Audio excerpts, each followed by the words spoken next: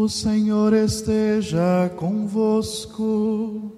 Ele está no meio de nós. Proclamação do Evangelho de Jesus Cristo, segundo Lucas. Glória a vós, Senhor.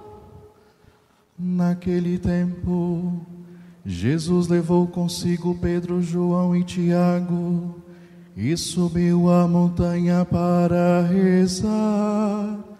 Enquanto rezava, seu rosto mudou de aparência e sua roupa ficou muito branca e brilhante. Eis que 2 homens estavam conversando com Jesus. Eram Moisés e Elias. Eles apareceram revestidos de glória e conversavam sobre a morte que Jesus iria sofrer em Jerusalém. Pedro e os companheiros estavam com muito sono. Ao despertarem, viram a glória de Jesus e os 2 homens que estavam com ele. E quando estes homens iam se afastando, Pedro disse a Jesus: Mestre, é bom estarmos aqui. Vamos fazer 3 tendas, uma para ti, outra para Moisés e outra para Elias. Pedro não sabia o que estava dizendo. Ele estava ainda falando quando apareceu uma nuvem que os cobriu com sua sombra. Os discípulos ficaram com medo ao entrarem dentro da nuvem. Da nuvem, porém, saiu uma voz que dizia: Este é o meu filho, o escolhido, escutai o que ele diz. Enquanto a voz ressoava, Jesus encontrou-se sozinho. Os discípulos ficaram calados e naqueles dias não contaram a ninguém nada do que tinham visto. Palavra da salvação.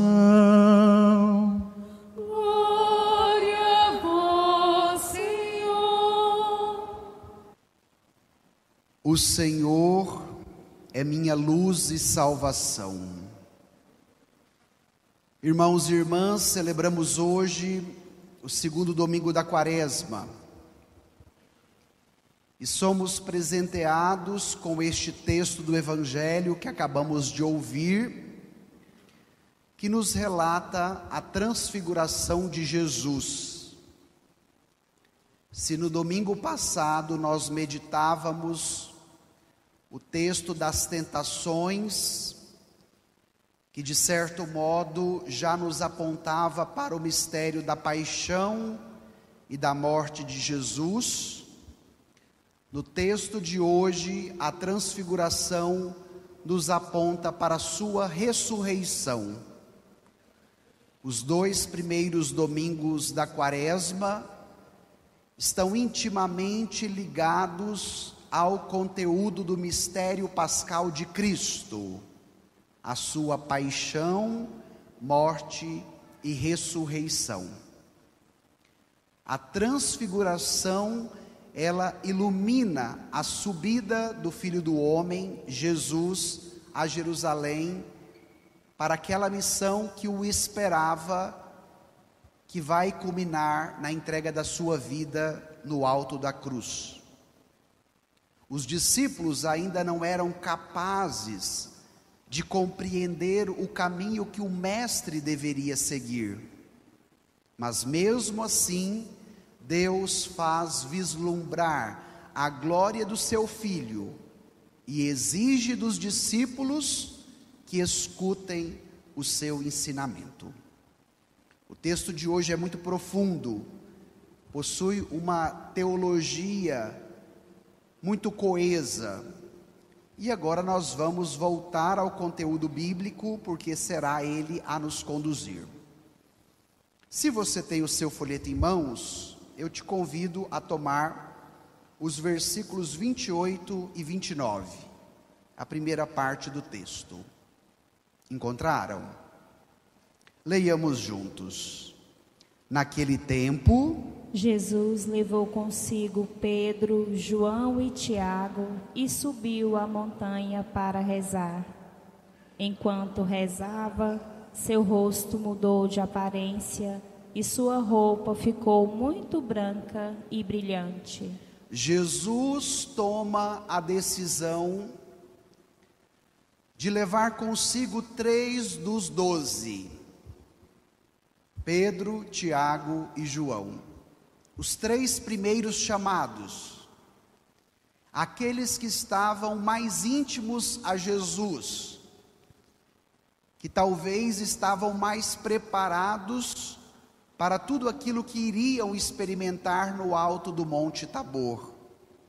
Jesus queria revelar aos seus amigos mais próximos a sua identidade. Outro detalhe importante, Jesus toma a decisão de fazer um caminho de subida. Toda vez que nós subimos a montanha, ao monte, temos a possibilidade de contemplar um horizonte mais amplo. É capaz de respirar um ar mais puro.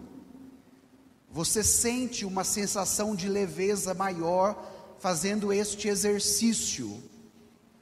E Jesus, tendo anunciado a sua paixão aos discípulos, em casa vocês tomem o Evangelho, o texto anterior ao da transfiguração no Evangelho de Lucas, é o anúncio da paixão de Jesus. Era necessário que os discípulos agora contemplassem um novo horizonte, alargasse a sua visão. Mas a montanha, ela também é um lugar teológico na Escritura. É o lugar onde Deus se revela. Se nós tomarmos no Antigo Testamento, quando Deus fala com Moisés na sarça ardente, Moisés estava sobre o monte. E agora Jesus, sobre a montanha com os discípulos, vai revelar a sua interioridade, vai revelar a sua essência, vai exalar a luz que é capaz não só de transfigurar-te, mas que também é capaz de nos transfigurar. E o convite do Evangelho para você, nesta manhã de domingo, o segundo da Quaresma, é permitir com que a luz de Jesus seja capaz também de te transfigurar, seja capaz de te iluminar, que ela possa resplandecer sobre o seu rosto e te dar a graça de uma configuração maior a Jesus. E de acordo com o texto, Jesus sobe a montanha para rezar. A montanha é o lugar do encontro com o Pai, é o momento da sua intimidade, onde ele a sós contempla a presença do Pai, e este movimento é sempre um movimento de subida. Quando Jesus se transfigura, ou seja, quando ele exala esta luz resplandecente, ele quer manifestar a glória do Pai. Ele quer que a luminosidade que ele porta como Deus seja capaz também de nos iluminar. Por que que a transfiguração vem logo após o anúncio da paixão e da morte de Jesus? Para que os discípulos entendessem que a morte, a dor, o sofrimento não teriam a última palavra, mas a última palavra seria do Pai, seria uma palavra de vida. Ele ressuscitaria o Filho, e nesta ressurreição o Filho resplandeceria a sua luz sobre toda a humanidade, a luz que não tem fim, para que nós nos tornemos gloriosos como Jesus é glorioso, para que nós nos tornemos luminosos como Jesus é luminoso. E isso está muito claro na segunda leitura que nós ouvimos hoje, da carta de São Paulo aos Filipenses. Ele transformará o nosso corpo humilhado e o tornará semelhante ao seu corpo glorioso, com o poder que tem de sujeitar todas as coisas. A graça que o Pai dá ao Filho é para que nós também fôssemos alcançados. A transfiguração, sendo evento, sendo ação da oração de Jesus com o Pai, é capaz de resplandecer sobre o rosto e sobre as vestes. O texto nos disse: seu rosto mudou de aparência e sua roupa ficou muito branca e brilhante. Ontem à noite, nós tivemos aqui na paróquia a Lécio Divina, e quando nós meditávamos este texto, eu dizia para os que aqui estavam: é necessário com que a luz de Jesus alcance o nosso rosto. E agora cada qual se pergunte: o seu rosto transparece a luz de Jesus? O seu rosto é transfigurado como o de Jesus? Ou de repente o seu rosto é um rosto enlutado, triste, murmurante, fechado? É necessário também que esta ação que alcança Jesus pela força da oração e da sua intimidade com o Pai, e que resplandece sobre o seu rosto, alcance o meu rosto, alcance o seu rosto. Saiamos hoje desta missa com o nosso rosto transfigurado, com o nosso rosto iluminado pela luz de Jesus, que hoje também quer nos alcançar. Esta luz foi tão clara, tão brilhante, tão resplandecente, que também iluminou a sua veste. Este acontecimento faz alusão ao nosso batismo. Na igreja antiga, os catecúmenos se preparavam ao longo de 3 anos, para que na noite da vigília pascal, eles recebessem o sacramento do batismo, eles recebessem a nova veste batismal, porque através do batismo se tornariam novas criaturas. E no nosso caso, que já somos batizados, na noite da vigília pascal, faremos memória do nosso batismo, permitindo com que ele seja atualizado mais uma vez, e devemos olhar como anda a minha veste batismal. Ela está branca, ela está resplandecente, ou ela está manchada? Se pergunte, meu irmão, como está a sua veste batismal? Depois disso, o texto vai nos dizer que Jesus conversa agora com 2 personagens do Antigo Testamento. Volte aí novamente ao folheto, versículos de 30 a 32. Vamos juntos? Eis que 2 homens estavam conversando com Jesus. Eram Moisés e Elias. Eles apareceram revestidos de glória e conversavam sobre a morte que Jesus iria sofrer em Jerusalém. Pedro e os companheiros estavam com muito sono. Ao despertarem, viram a glória de Jesus e os 2 homens que estavam com ele. Aparecem agora na cena da transfiguração Moisés e Elias. Qual é o significado teológico destes 2 personagens do Antigo Testamento? Moisés representa a lei, os mandamentos, e Elias representa os profetas, representa a profecia. Em Elias e Moisés, nós temos a síntese de toda a antiga aliança, de todo o Antigo Testamento. E agora eles conversam com quem? Com Jesus. Mas eles conversam também sobre Jesus. Tudo aquilo que foi predito na lei e pelos profetas se cumpre em quem? Na pessoa de Jesus.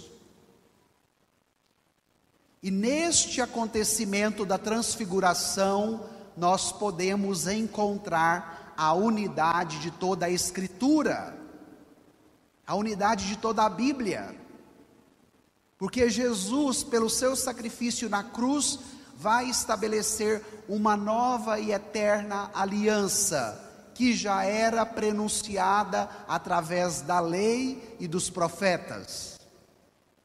O Papa Bento XVI, em seu livro Jesus de Nazaré, diz que a Escritura deve ser lida e relida sempre com Cristo sofredor e ressuscitado, porque Jesus é o centro da Escritura. E qual era o assunto que eles conversavam durante a transfiguração? Jesus, Moisés e Elias. Eles conversavam sobre o êxodo de Jesus. A palavra êxodo significa saída. No Antigo Testamento, o povo estava como escravos no Egito. Deus levanta Moisés e conduz o seu povo rumo à terra prometida. Este é o acontecimento mais importante para a história do Antigo Testamento. A libertação que Deus possibilita ao seu povo, os tirando da terra da escravidão e os oferecendo uma terra que jorra leite e mel. E qual seria agora o êxodo de Jesus? Seria a travessia do Mar Vermelho da paixão para a terra prometida da ressurreição.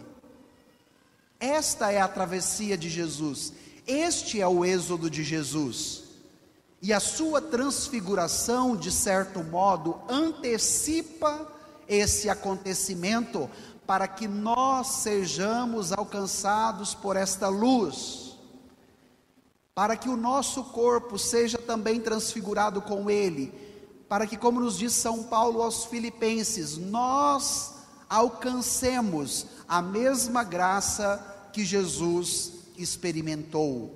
Este era o assunto que Jesus conversava com Moisés e com Elias. Mas vem um detalhe importante. Vocês observaram que Jesus tinha levado 3 dos discípulos para a montanha? Pedro, Tiago e João. E enquanto tudo isso acontecia, de acordo com o texto, o que os 3 estavam fazendo? Vocês prestaram atenção? Eles estavam dormindo.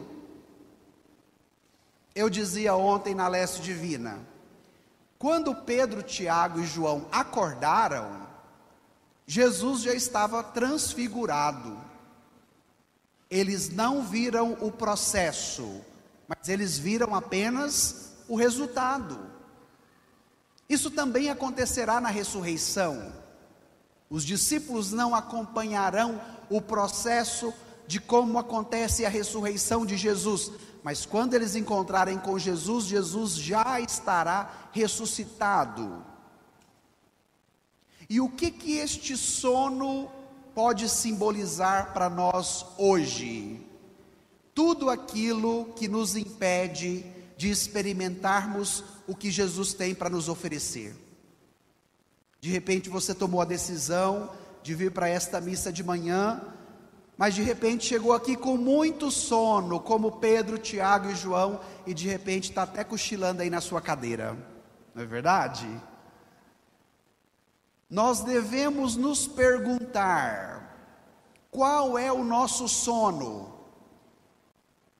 Quais são as situações da nossa vida que nos impedem de contemplar o que o Senhor tem para nos oferecer? E eu acredito que um dos nossos sonos se chama distração. Vocês já observaram o quanto nós somos condicionados à distração o tempo todo? Estamos perdendo o foco, já não conseguimos mais nos concentrar. Como é difícil ouvir uma homilia mais comprida como aquele padre do Canedo, não é? Às vezes as pessoas dizem assim.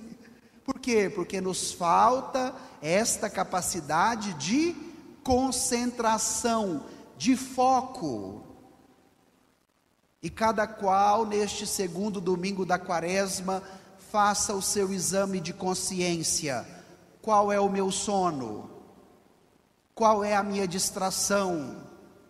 Qual é a situação da minha vida que me priva de fazer esta experiência com a luz do Cristo transfigurado e ressuscitado concretamente? Depois que os discípulos acordaram, eles queriam agora reparar o prejuízo. Vamos ver o que eles farão na próxima parte do texto. Tome aí versículos 33 e 34. Leiamos juntos. E quando estes homens se iam afastando, Pedro disse a Jesus: Mestre, é bom estarmos aqui.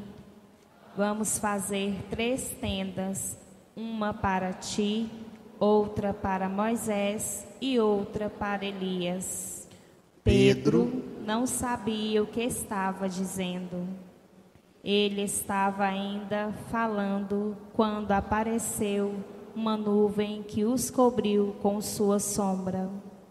Os discípulos ficaram com medo ao entrarem dentro da nuvem. Quando Pedro acorda com os outros 2 companheiros, Tiago e João, eles querem agora correr atrás do prejuízo e vão pedir para Jesus para construir 3 tendas. O que eles experimentavam era uma teofania. Theo significa Deus, fania, manifestação. Então a transfiguração era uma manifestação de Deus. Quando eles perceberam a luz irradiante, a glória do esplendor que Jesus irradiava, e tudo aquilo que estava acontecendo, Pedro pede para que se construa 3 tendas, uma para Moisés, uma para Elias e outra para Jesus. Vocês perceberam o tanto que Pedro está humilde? Para Pedro, Tiago e João nem precisava de tenda, apenas para Jesus, Moisés e Elias. Era uma forma de reparação por aquilo que eles queriam recuperar. Perceberam que o sono os privou de uma grande graça e agora querem justificar a situação. Mas Jesus não permite com que as tendas sejam construídas. Porque os discípulos tinham dificuldade de compreender o anúncio da paixão de Jesus, o seu sofrimento e o prelúdio da sua morte, que ele havia anunciado antes de subir ao monte da transfiguração. E qual era a finalidade de Pedro ao construir tendas? Vamos ficar aqui, não vamos descer o monte. Não descendo o monte, o Senhor não vai precisar ir a Jerusalém. Não indo a Jerusalém, o Senhor não vai morrer. Vamos dar esta estabilidade de permanecer aqui e de não descer mais. E naquele momento, os discípulos são envolvidos por uma nuvem. Para que a gente entenda esse acontecimento, é necessário voltar ao livro do Êxodo, porque a nuvem era o sinal da presença de Deus. Quando Moisés vai atravessar o Mar Vermelho com o povo, e as tropas de cavalos e cavaleiros do faraó corriam atrás, aparece uma nuvem e uma coluna de fogo. E aí o que o povo entendeu? Deus está conosco. E aquela nuvem com aquela coluna de fogo abriu o Mar Vermelho para que o povo pudesse passar. Então no Antigo Testamento a nuvem é a Shekinah, é a presença de Deus. E agora Pedro, Tiago e João são envolvidos por uma nuvem. O que isso quer dizer? Eles são envolvidos pela presença de Deus. E hoje, meu irmão, minha irmã, faça você também esta experiência. Se permita ser envolvido pela presença de Deus, na sua quaresma, na sua vida, na sua família, no casamento, no trabalho, na comunidade. Permita ser envolvido por esta presença que quer te alcançar plenamente, do primeiro fio de cabelo da cabeça até o último dedão do pé. Mas enquanto Pedro falava, o divino Pai Eterno, como diz os antigos, raiou com Pedro. Vocês já ouviram essa expressão? Raiar. Chamou atenção, puxou a orelha. Vamos ver agora o que o divino Pai Eterno vai falar para Pedro? Tomemos agora os 2 últimos versículos. Da nuvem, porém saiu uma voz que dizia: Este é o meu filho, o escolhido, escutai o que ele diz. Enquanto a voz ressoava, Jesus encontrou-se sozinho. Os discípulos ficaram calados e naqueles dias não contaram a ninguém nada do que tinham visto.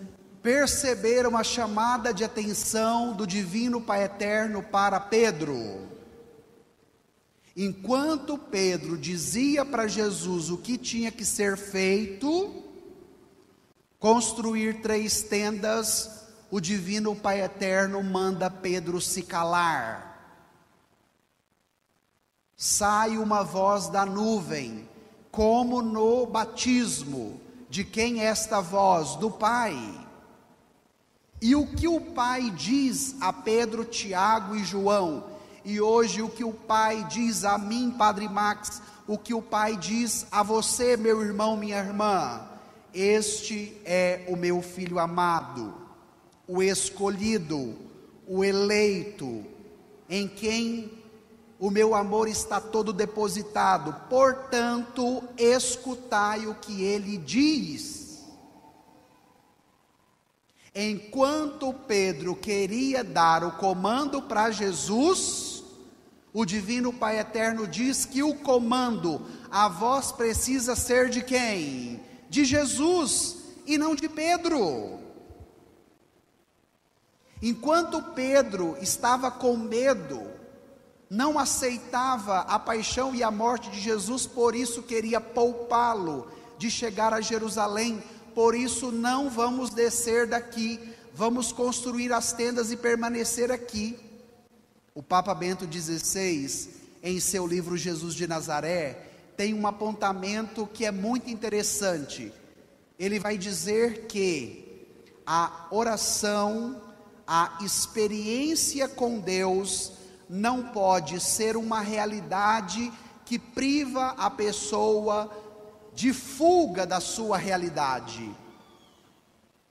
Mas a experiência da montanha, a experiência com o Cristo luminoso deve alcançar de tal modo a vida da pessoa para qualificá-la na sua descida e na sua missão cotidiana. E esta palavra é muito importante, porque muitas vezes nós até dispomos a um caminho de fé, a ajudar numa pastoral, a fazer parte da igreja, mas de repente isso pode ser fuga da nossa realidade. Não quero ficar em casa porque lá está muita confusão, então eu fujo para a igreja. Isso não pode acontecer. A igreja não pode ser uma fuga da sua realidade.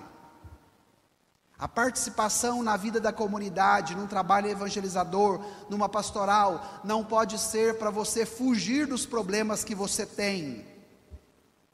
Mas a realidade que você experimenta na vivência da fé, na vivência dos sacramentos, na participação da vida da comunidade, é para te qualificar, para que você seja capaz de voltar e de lidar com sabedoria com os problemas que estão à sua volta. Por isso que Jesus não permite com que Pedro levante 3 tendas. Era necessário descer a montanha, ele precisava ir a Jerusalém, ele não ia fugir daquilo que ele precisava enfrentar. E a voz do Pai dá a indicação prática: escutai o que ele diz. Este é o meu filho amado, o escolhido.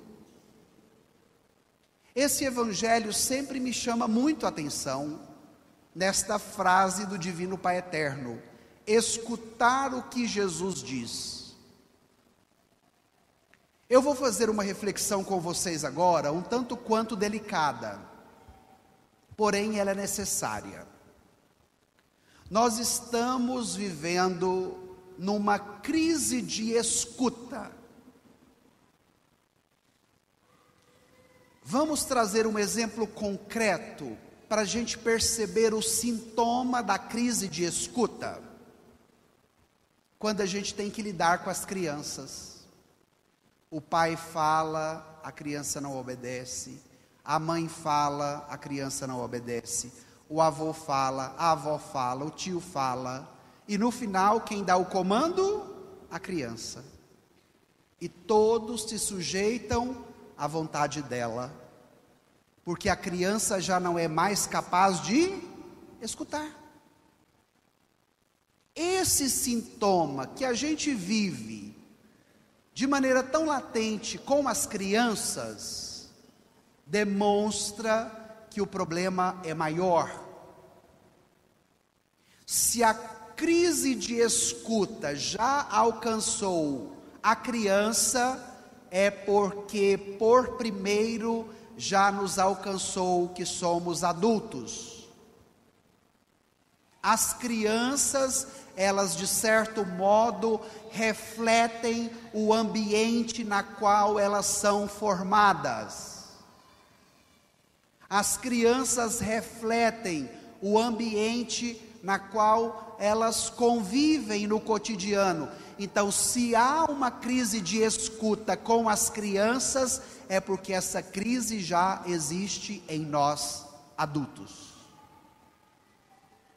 E trazer a temática do evangelho de hoje para uma cultura que é do fone de ouvido, para uma cultura que é barulhenta, que é de ruído. Passe ali na feira agora de manhã, você já vai ver a disputa de caixa de som entre as bancas. Eu vindo para cá já vi isso. A primeira banca lá da ponta com uma caixa no tuk-tuk, depois outra caixa aqui já com outro tuk-tuk, e lá na frente outra caixa com outro tuk-tuk. O que isso reflete? A nossa cultura barulhenta que está numa profunda crise de escuta. Porque enquanto eu estou com um foninho de ouvido, enquanto eu estou com a minha caixinha de som, tocando isso ou aquilo, eu não preciso escutar o outro, eu não preciso escutar a Deus. E a crise de escuta nos leva a um profundo sono, que é o sono da distração. O que a música faz conosco? A música nos distrai, não é? Se eu estou com o foninho de ouvido, se eu estou com a caixinha do Bluetooth, se eu estou com o som do carro, se eu estou com a caixa grande, ela gera em nós um movimento de distração, e esta distração te priva de um grande presente. Sabe qual é o presente? Escutar a voz do Filho amado. Por isso que eu disse no início, esta é uma reflexão delicada de se fazer, mas hoje o Evangelho nos toca e nos diz: é preciso escutar Jesus. Quais são as vozes que você escuta?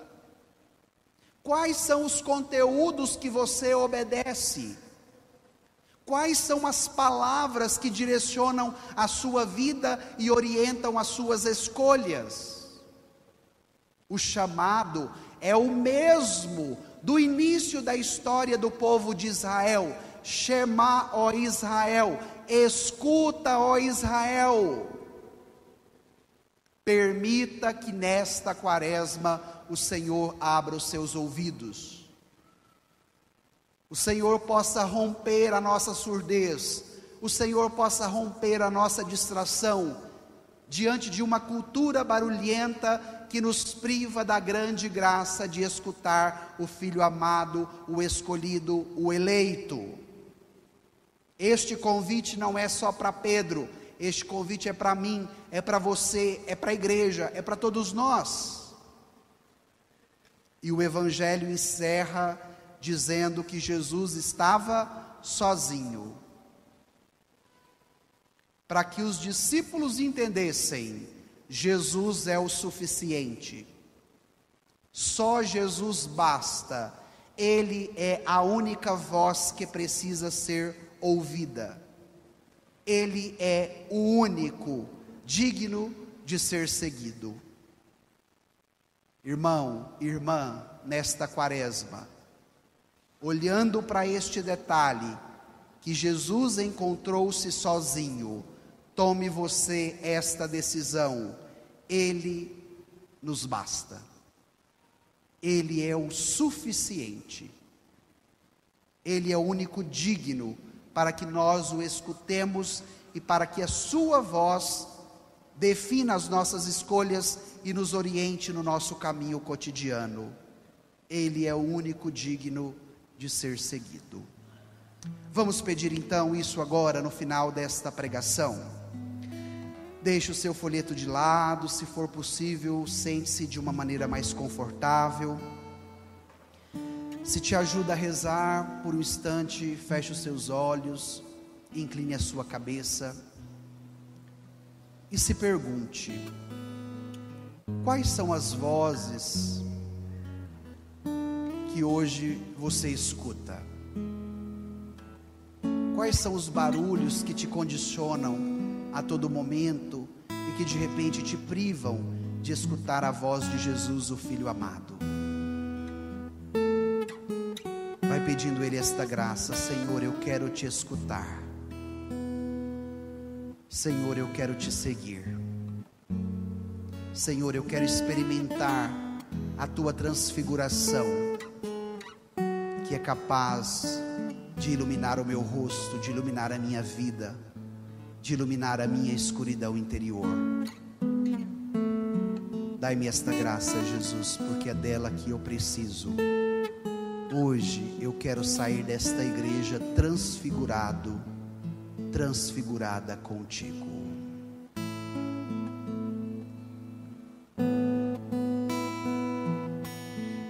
Este é o meu filho escolhido, escuta o que ele diz.